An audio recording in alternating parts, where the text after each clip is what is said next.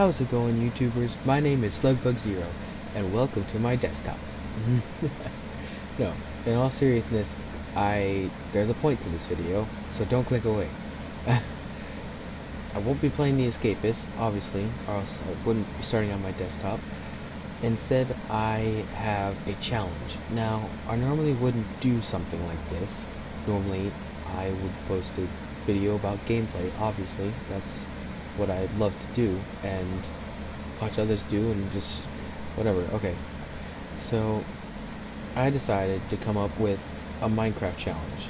Now, in my opinion, of course, a lot of people are not going to think this, but I believe this may just be the hardest Minecraft challenge yet. Now, if you don't believe me, then stay, please, and keep watching this video, because I'm gonna get into it.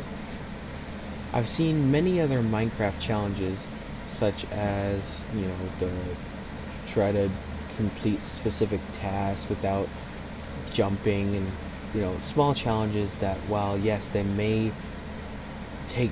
definitely make playing the game take longer to completion.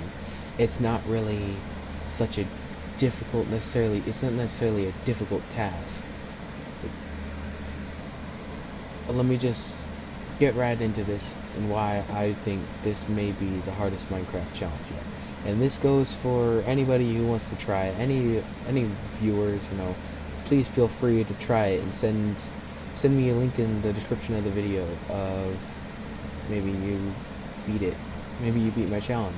That'd be amazing to see that happen.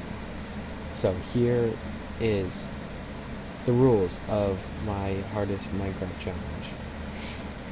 Okay, so I'm not sure if you guys can really see this all, but I'm gonna read it anyway. It seems like a lot of words, but alright. So start up a new world in survival, obviously, but on peaceful, no host privileges, so basically don't leave on anything that would prevent you from getting achievements. There is no mods required. I'm not sure if this would work playing on a mobile device, but it definitely will work for console like Xbox 360 or PC. You can play with more than one person when you do it, so online is allowed. Just make sure that whoever else is playing with you knows all of the rules. Never go into creative. Always leave trust player, fire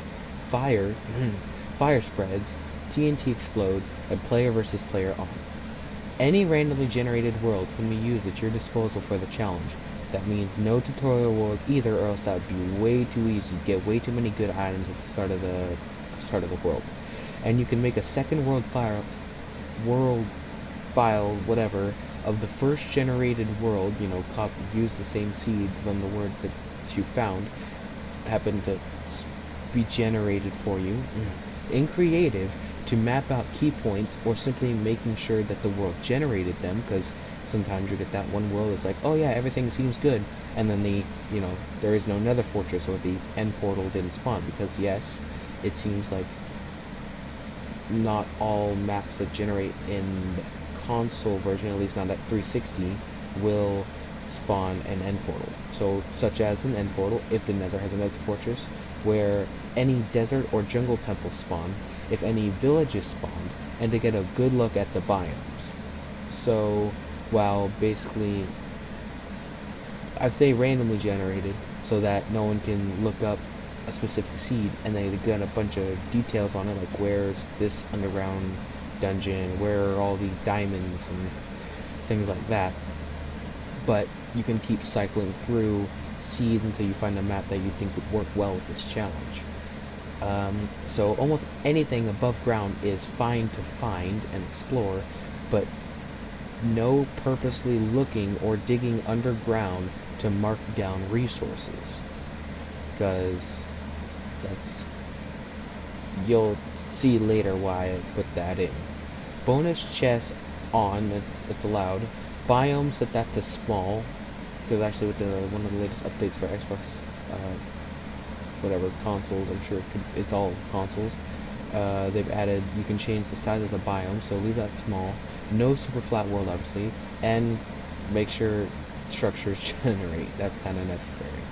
So now the world is pretty much yours then to use as normal gameplay would allow, as for these few very specific rules that are, yeah, here. Okay, so the first rule. The player has 10 Minecraft days before having to turn natural regeneration off. That is one of the hardest parts to this challenge, is turning natural regeneration off. Now, there may be other challenges out there, but as far as I've seen, I haven't seen any challenges that deal with turning off natural regeneration. So that potions are needed to heal hearts, and only 3 days of being in peaceful mode, which you then change it to hard mode, after the survival world has been generated. So the day cycle starts immediately. Make sure to keep track of how many days go by and what day you're on. So basically, you start off on the survival world that you spawned in.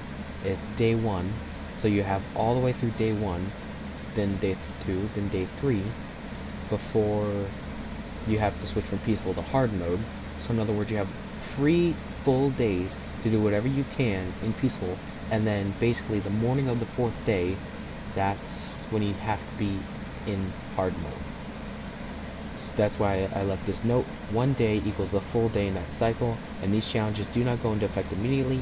It would really be on the 4th, 6th, and 11th day, as soon as it's warning that the next challenge comes into play. If the rules are not abided by exactly, then you are not successfully completing this challenge.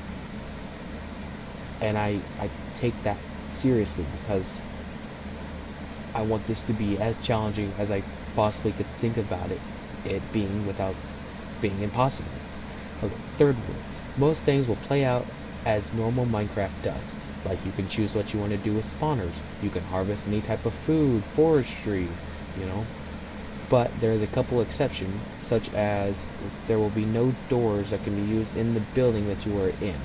So they're obviously going to spawn in the world in villages. Just take them down if you're moving into a village, and no placing them back when you leave the building. So pretty much just throw them away, let them despawn.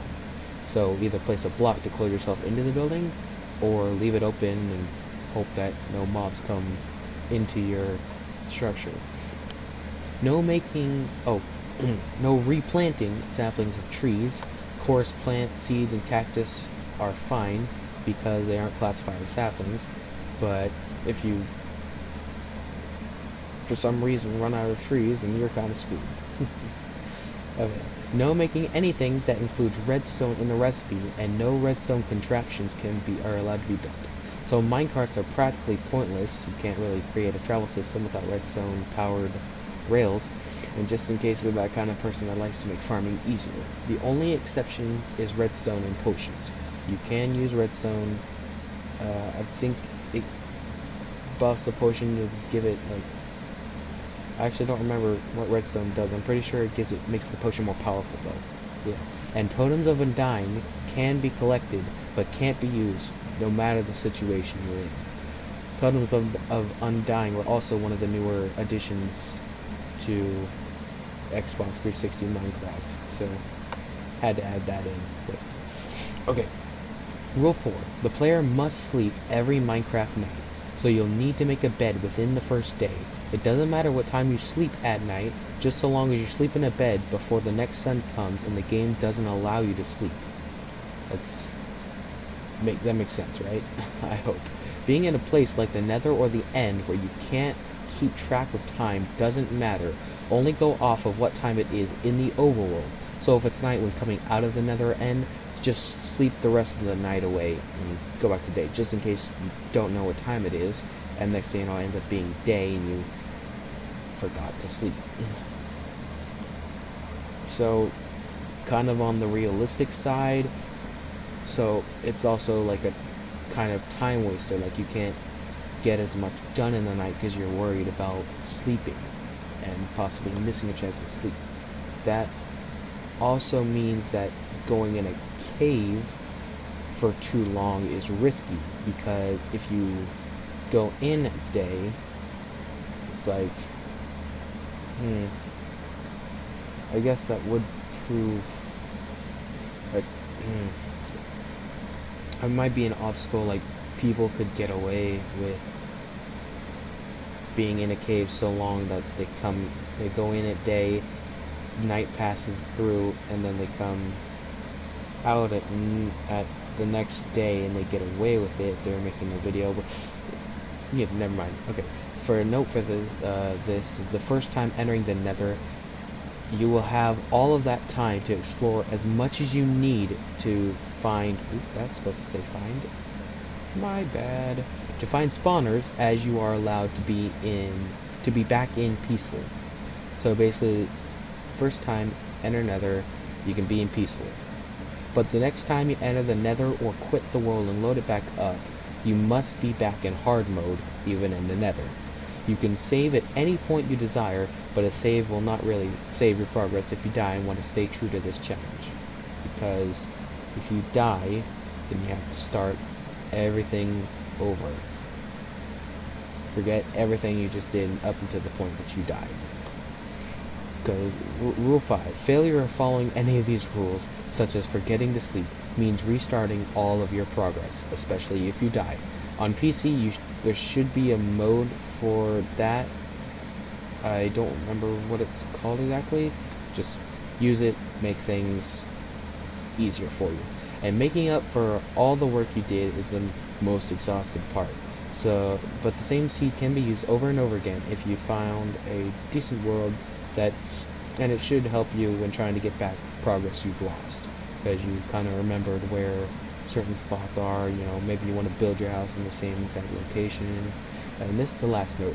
If you feel like you may die in whatever situation you are in, and this is being extremely generous if you ask me, you may quickly exit without saving, if you're playing console at least, lose some progress you've made up to that point, but if you die before you can react fast enough to restart your session, that's the end of all your progress. There are no exiting without savings allowed in the end world, though. That's kind of a add-on to that kind of rule.